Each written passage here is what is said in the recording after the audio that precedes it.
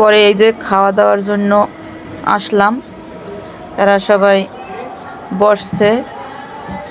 এই হলো মহিলারা ঘরের মধ্যে নাস্তা পানি বানাইতে আছে, সবাই খাবার দাবার দিতে আছে, সবাই খাইতে আছে। আমার ছেলে তো পাইয়ে সে মহা খুশি, কারণ সে একটা খাবার পাইতেই আছে।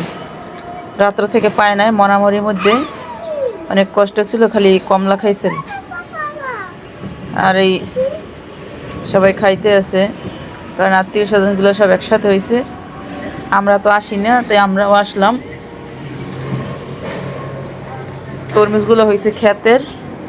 আমাকে মেজো মামা এবার থাকে দক্ষিণে, হেলে তরমুজ নিয়ে আসছে, সেইগুলো আবার আমাদের কাটতে দিয়েছে।